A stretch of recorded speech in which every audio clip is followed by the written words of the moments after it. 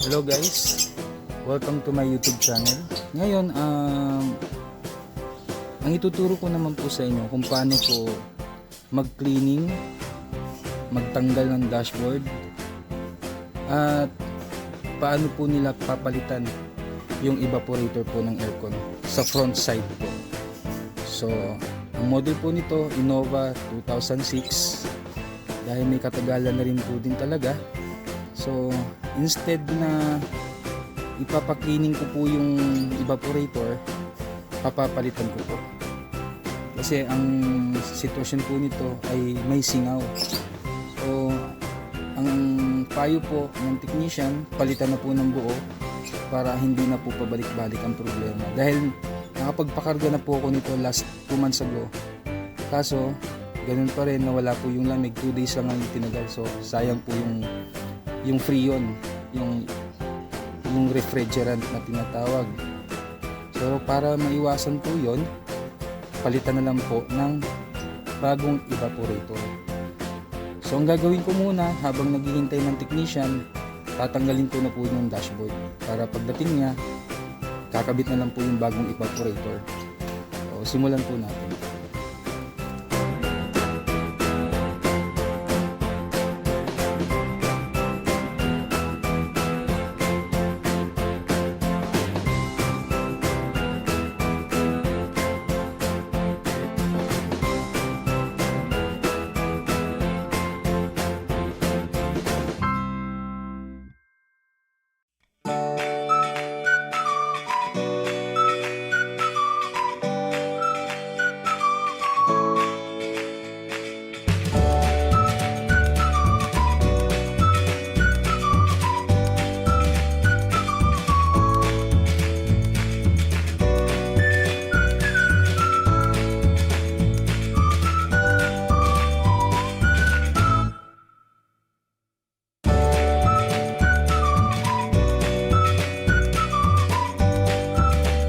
Itong yellow na po ito po yung susungkitin nyo pataas, ganyan,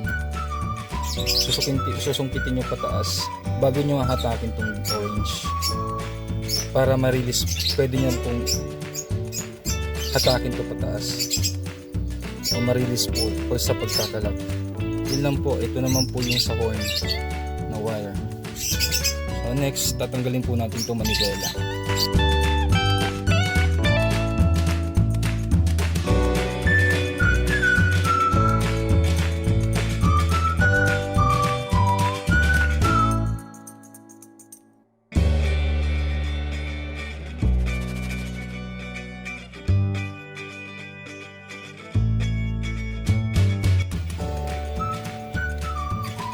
I-remind ko lang po kayo ulit sa pagtatanggal ng manibela, dapat po lagi kayo may marking dito sa bolt o sa shafting na tinatawag, at saka dito sa frame.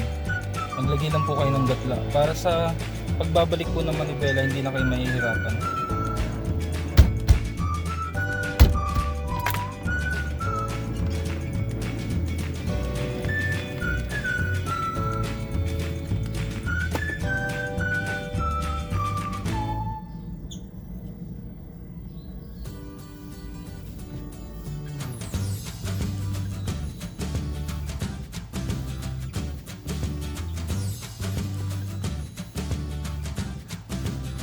Ito namang horn flex cable, para hindi na po mabago, lagyan nyo na lang po ng tape. Para kung sakaling magalaw man ninyo, hindi na iikot. Para hindi na po kayo mag-aalin sa susunod.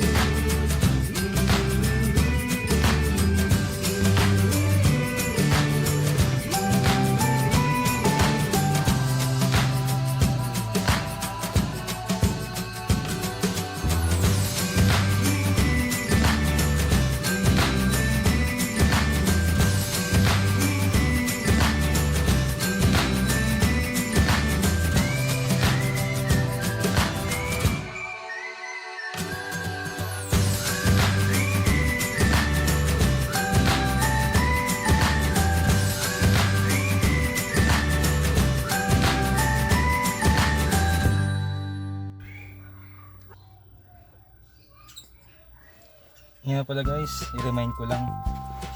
Kung sakaling mag-attempt kayo na magtatanggal ng dashboard, hanggat maaari, tanggalin nyo muna yung negative terminal para in case na magkaroon ng problema, walang puputok na fuse.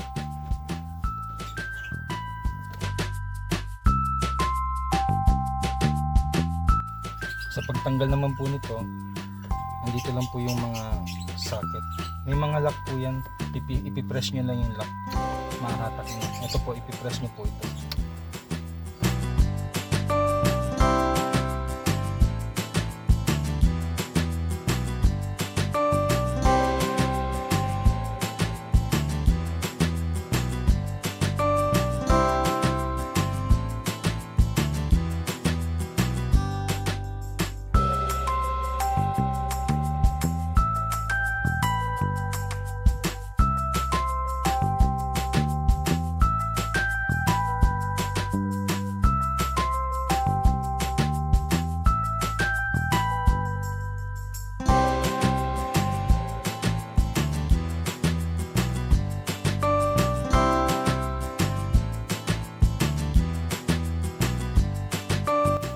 Sa pagtatanggal naman itong control panel para sa aircon, meron tong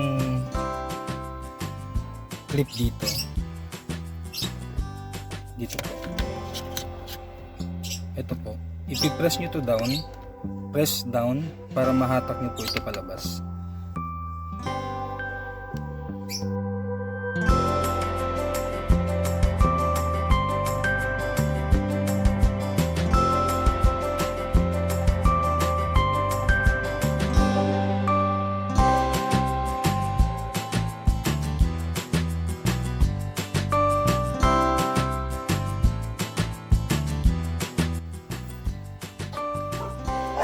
Meron po itong slider dito. I-push nyo rin po pababa para mai-release nyo naman po ito.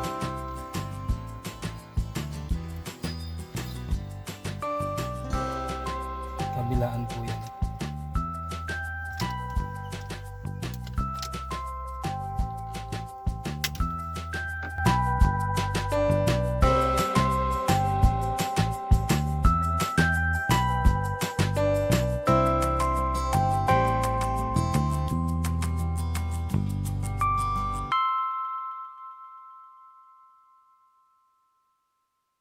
Yun pong sa cassette, meron po yung mga lock. Ito po. Ipipress nyo lang to lagi. Halos lahat po ng mga tinanggal ko dito. Gaya itong sa aircon. Meron din po siya dito. Ipipress nyo lang para ma-release nyo lahat ng kailangan nyo tanggalin. So, tuloy po natin. Ang goal po natin ay matanggal po natin itong aircon box. Yan po. Ito pong itim na nasa loob. Yan po yung aircon bucket. So tatanggalin po natin yan. Bago natin matanggal yan, kailangan muna natin tanggalin lahat na nandito sa dashboard. Sundan nyo lang po yung video para makuha po ninyo o magkaroon po kayo ng idea.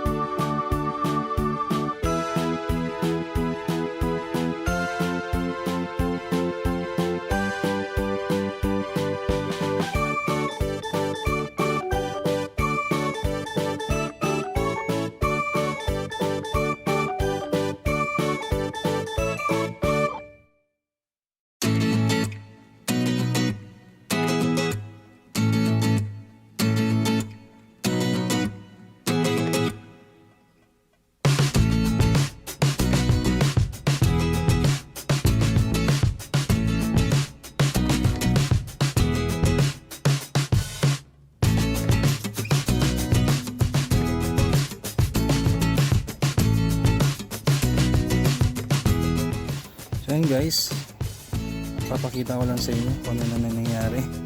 So yan, tanggalan natin yung display panel, tanggalan natin yung manibela, tanggal na rin po natin yung aircon control panel, tanggal na rin po natin yung car stereo, at the same time po yung dashboard. So tama lang din po siguro nabuksan dahil sobrang tagal na nga po, madumi na rin po talaga yung loob. So habang wala pa yung technician, unti-untiin ko na to para malinis. Ayan po. At talagang masasabi naman po talaga na kailangan na rin talagang i-overall cleaning. Ayan po, yung mga agyo na po sa loob. So, tuloy po natin.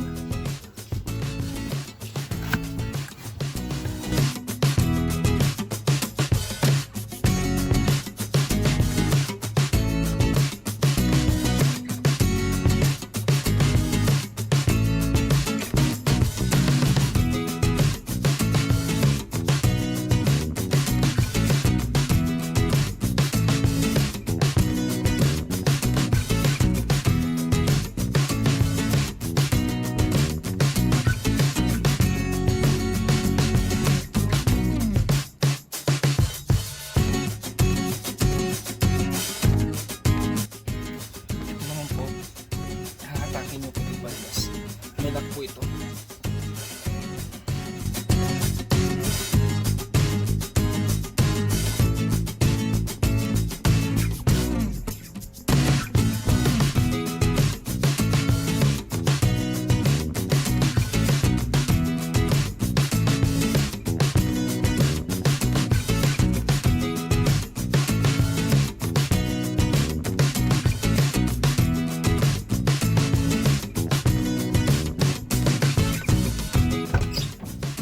Guys, bago nyo matanggal to, tatanggalin nyo rito left and right kasi ito nakabolt po ito dito sa loob, nakatago.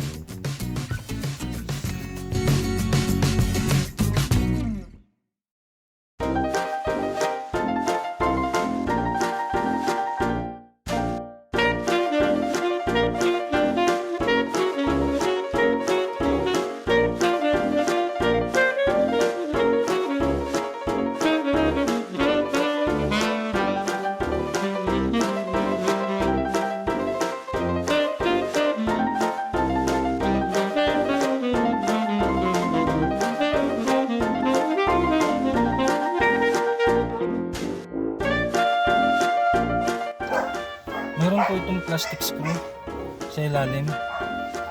Lalapit ko po para makita ninyo. Ayan po.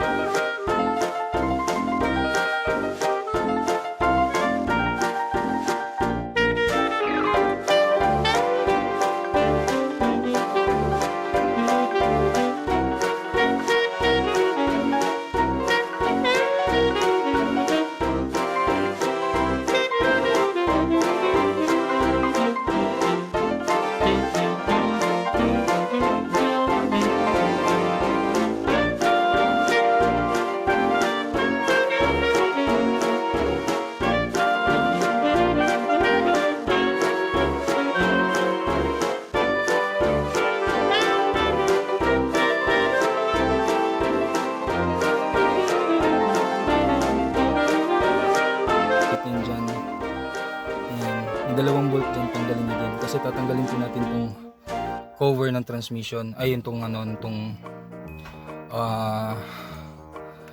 shifter, tatanggalin po natin to yan para ma-expose po natin yung mga lock dun sa baba dahil connected po yan dun. Dito naman po meron yung bolt dito, meron lock, plastic lock, kabilaan din po yan, tatanggalin nyo lang. Naka-clip lang po yun para mabunot naman po natin to. So yun guys,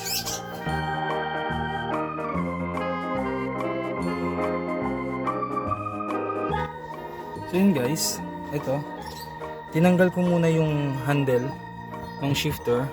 Tapos isi-separate po natin itong bucket dito. Yan. I-separate po natin yan. Bago po natin makuha yun na sa ilalim. Para naman po hindi sumabit itong handle, itong handbrake, tatanggalin nyo po ito nasa ibaba, itong cover na to. Tatanggalin nyo to. Ayan. Pagkatanggal nyo po, pwede nyo na po itong bunutin. Ayan. Ayan po. So, tanggalin natin. Ayan.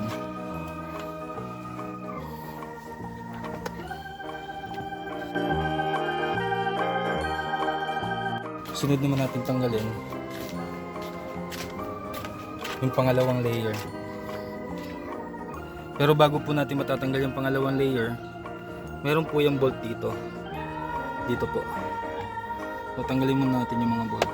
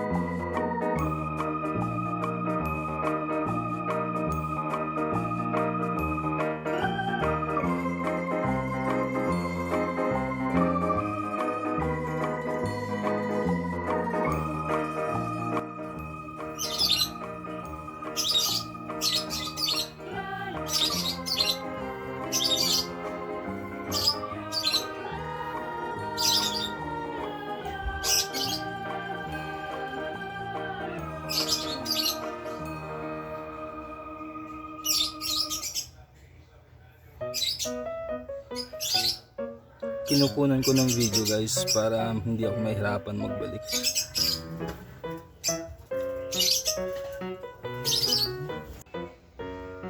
Oh guys, ngayon tatanggalin na natin to, no, pinaka body ng dashboard. Pero bago nyo po matanggal yan, kailangan muna nyo matanggal yung mga switches dito. Sa pagtanggal po ng switch, meron po yung mga socket gaya nito. Tutusukin nyo lang po dito sa ilalim bago nyo mahahatak. Halos pare-pareho lang po lahat yan. Mula dito sa cigarette lighter o output hanggang dito sa mga sa park light sa the rest. Ganon din po dito. Lahat po yan may mga lock. Tutusukin nyo po yung lock tapos hahatakin nyo lang sa ilalim. Bago nyo ito matatanggal, tanggalin nyo po itong pangbukas ng sagas at saka itong sa hood. Kasi hindi nyo mahihila yan kung hindi nyo natatanggal lahat ng connection na nakakabit dito. So, kung free na lahat, natanggal nyo na lahat, kasama nitong mga socket para sa mga fuse, hindi na po abala dito kasi nandito po yan sa ilalim. Nandito po yan, nakakapit ng ganon. So, tatanggalin nyo rin po yan para madali nyo po mai-pull out to. So, dahil natanggal ko na, tatry po natin kung mapupull out po natin itong buo. Hindi ko po alam kung sagabal ito, kung sasabit ito. Pero kung sasabit ito, posible po na pati ito tatanggalin ko. Malalaman po natin mamaya.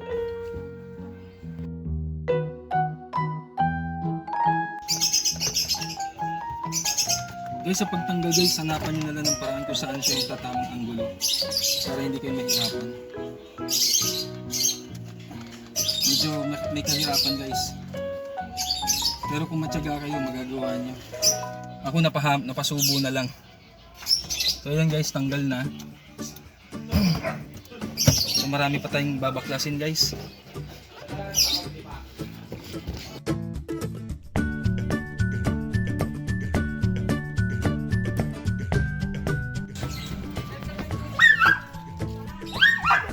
Ayan guys, tanggalin natin lahat. Pero hindi pa lahat yan guys ha. Kailangan natin matanggal tong cabin. Ang rason kung bakit natin tinanggal yung frame o yung case, dahil tatanggalin natin tong kabina. Ito yung kabina ng aircon. Kasi hanggat maaari wala pong nakaharang. hindi pa po dyan nagtatapos. Ayan po. So guys, okay, tuloy na natin to.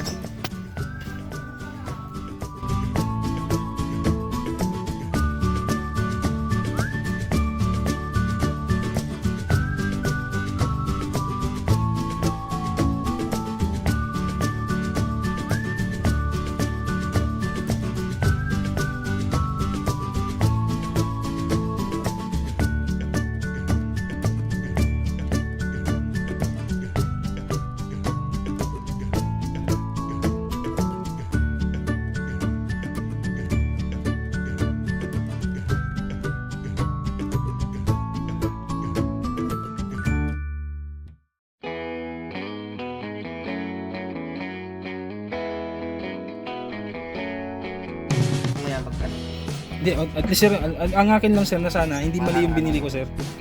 Kasi may masa-masa eh, oh. Parang langis yan, di ba sir? So guys, hindi ako nagkamali ng bili. Yung pinoproblema ko guys, kung mali yung nabili kong evaporator, yari.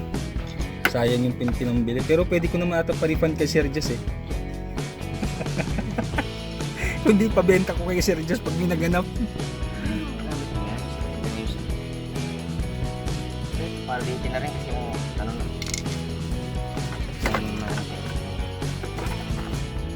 So tama nga yun, naisip ko nga sir na ano, baklasin ko na rin talaga yung flooring. Total na baklas na eh. Konti na lang eh. Konting kembot na lang eh. Ito siya sa ibabaw sir, parang mayroon sir. Ayan o. Ito, tingin mo to.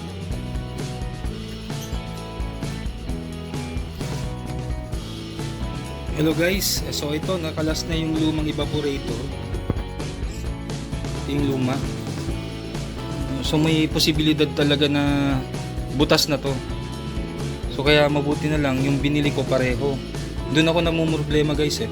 Baka mamaya mali yung na-order ko, sayang. Kumbaga kung dumating yung technician tapos mali naman yung item na kinuha ko, babalik na naman yung technician para hintayin kung kailan darating yung panibagong piyesa. So yun guys, at least confirm itong evaporator may problema. Hindi na rin maganda itsura. Malayong malayo. So guys, yun lang guys.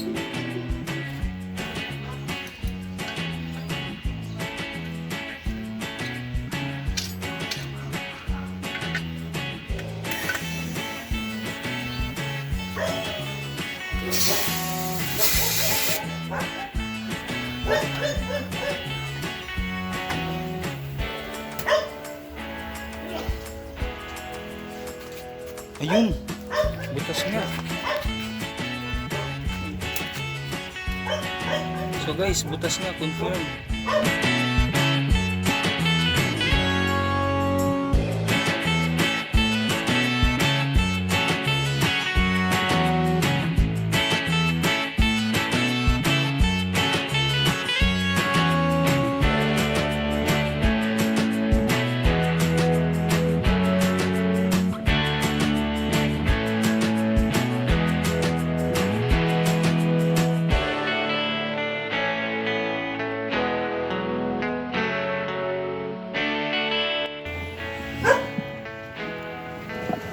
So yun guys, kakabit na ni Kuya Jess yung ano, aircon cabin. So na-install niya na rin yung bagong evaporator.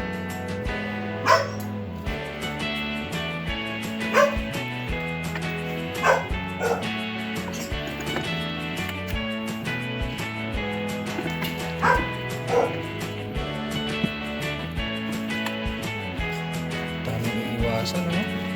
Kailangan mo ng tulong kaya? Iangat ko kung ano dapat iangat. Wala?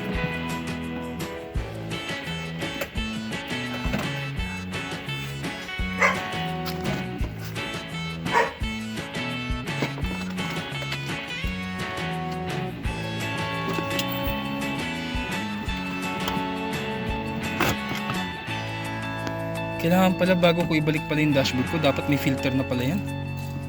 Hindi pala madudukot filter niyan, ano? Kaya sir. Kaya pala dito sa bucket. Yung tawag nito yung compartment. Oh, yung compartment. O nga pala.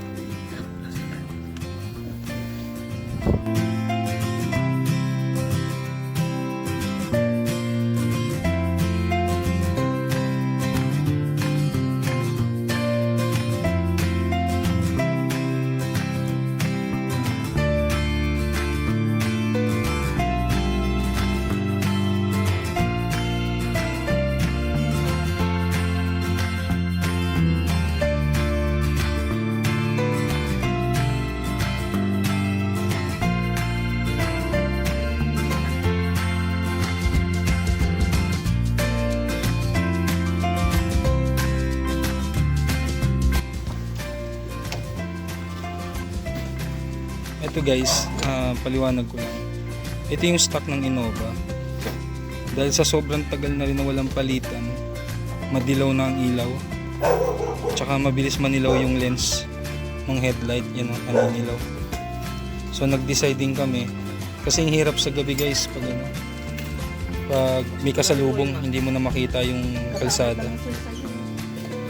So nagpalit kami ng LED LED. So guys, ito yung rear evaporator ng Innova. May kabit na po yung front. Ito naman sa likod. I-double check lang ni Kuya kung okay pa yung evaporator dito. Pero sana okay pa. Para tapos na ang problema namin.